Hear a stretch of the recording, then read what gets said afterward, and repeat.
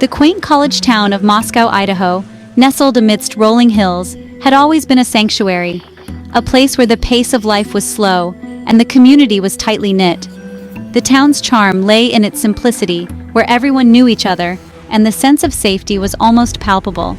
A place where the rustling of leaves and the laughter of students were the only sounds that broke the silence.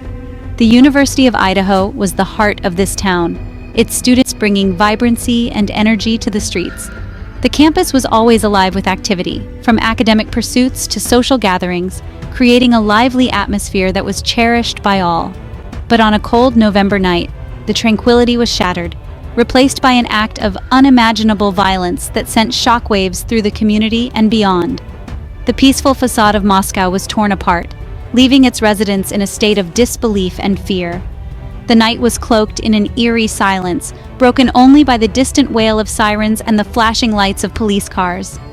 A seemingly ordinary off-campus house on King Road became a chilling tableau of death, its walls echoing with the ghosts of a horrifying crime.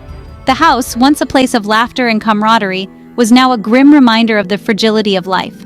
Crime scene tape fluttered in the cold wind, marking the boundaries of a place that had become synonymous with tragedy. 4 young lives, brimming with promise and dreams, were brutally extinguished, leaving behind a trail of unanswered questions and an abyss of grief. The community came together in mourning, holding vigils and memorials to honor the victims. Flowers, candles, and heartfelt messages adorned the makeshift memorials, a testament to the love and sorrow felt by those left behind.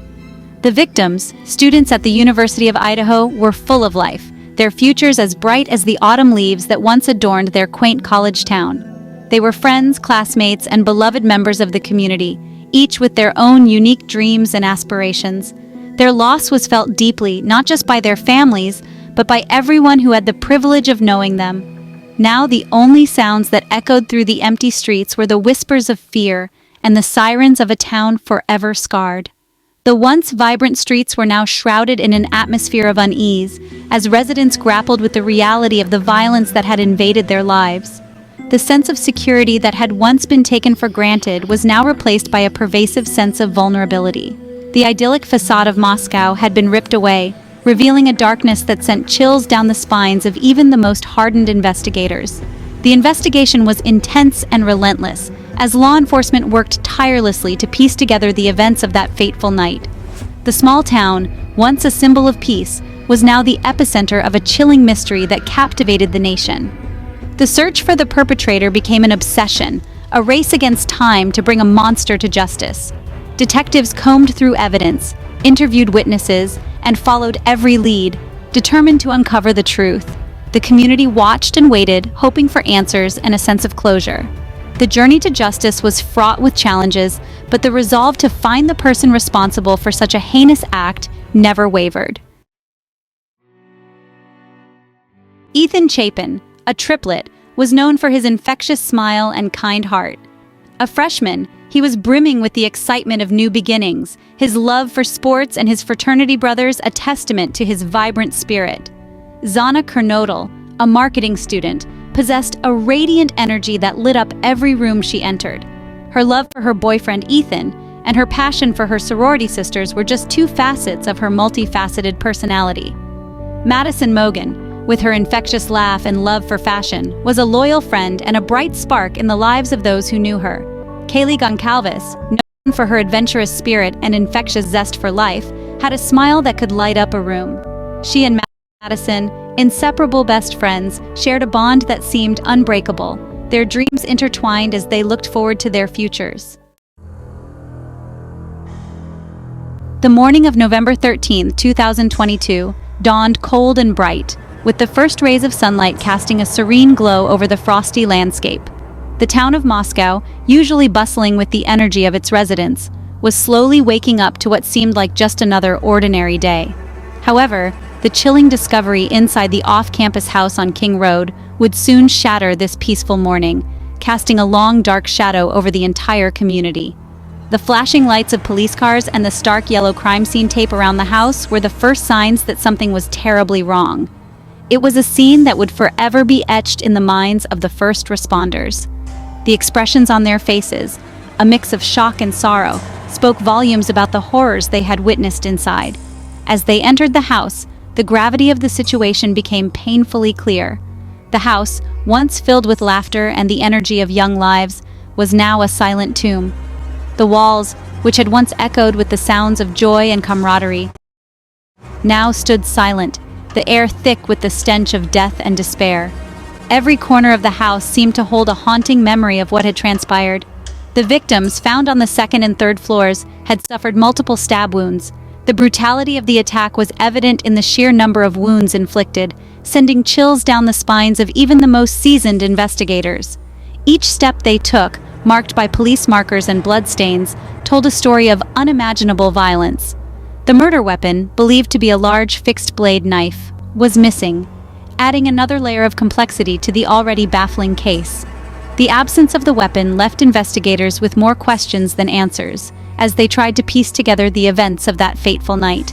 The empty knife sheath and the missing knife slot in the kitchen were silent witnesses to the crime. The house, a chaotic mix of overturned furniture and pools of blood, offered few clues. The scene was a stark contrast to the once orderly and vibrant home it had been. Investigators were left grappling with the enormity of the task before them, trying to make sense of the chaos and find any leads that could point them in the right direction. Each piece of evidence, no matter how small, was meticulously examined in the hope of uncovering truth behind this heinous act. News of the murders spread like wildfire through the small college town, leaving a trail of fear and uncertainty in its wake. The idyllic bubble of Moscow had been burst, replaced by a chilling realization that evil could lurk even in the most unsuspecting of places. Students, once accustomed to the safety and familiarity of their college town, were now gripped by fear, their movements restricted by a killer on the loose. The once bustling streets were now eerily quiet, the usual sounds of laughter and music replaced by the hushed whispers of worried residents. The weight of fear hung heavy in the air, a constant reminder that the killer remained at large. The pressure mounted on the Moscow Police Department, a small-town force thrust into the national spotlight, to find the perpetrator and restore a sense of security to their shaken community. The investigation into the murders of the 4 University of Idaho students was complex and sprawling, a labyrinthine journey that tested the limits of law enforcement's resolve and ingenuity. It was a tangled web of dead ends and fleeting clues, each thread leading to more questions than answers. The lack of a murder weapon, the unknown motive, and the absence of forced entry created an intricate puzzle that challenged even the most seasoned investigators. The scene was meticulously combed for any trace of evidence, but the elusive nature of the clues only deepened the mystery. Days turned into weeks, and weeks into months, as the families of the victims waited with bated breath for any news, any sign that the case was moving forward. The calendar became a silent witness to the passage of time, each marked day a reminder of the unresolved tragedy. The families held vigils, their faces illuminated by the soft glow of candles, their hearts heavy with grief and hope. They gathered in living rooms, sharing memories and clinging to the belief that justice would prevail. Every tear shed, every hand clasped in silent prayer, was a testament to their enduring hope that their loved one's killer would be brought to justice. The emotional toll was immense, yet their resolve remained unbroken. The FBI, with their vast resources and expertise, joined the investigation, bringing a new level of intensity and scrutiny. The whiteboard in the office became a mosaic of clues, each piece a potential key to unlocking the mystery. Evidence was carefully cataloged and examined, each item a potential breakthrough. Detectives worked late into the night, their determination unwavering as they sifted through the minutiae of the case. Phone calls were made, notes were taken, and every possible angle was explored. The faces of the detectives reflected their resolve, a determination to see the case through to its conclusion. The investigation took investigators across state lines, following a digital trail of online activity, surveillance footage, and witness testimonies. The journey was long and arduous, but each step brought them closer to the truth. Digital footprints were analyzed, surveillance footage was painstakingly reviewed, and witness testimonies were cross-referenced. The pressure was immense, the weight of the nation's expectations bearing down on the investigators. The eyes of the nation were watching, the media's relentless coverage adding to the pressure. Reporters camped outside the police station, eager for any update, any hint of progress. The detectives' intense gazes reflected their commitment, their unwavering focus on finding the killer. Press conferences were held, each one a delicate balance of providing information and maintaining the integrity of the investigation. The nation waited, holding its breath, for the break in the case that would lead them to the killer. Weeks turned into a month. Then, on December 30th, a name emerged from the shadows.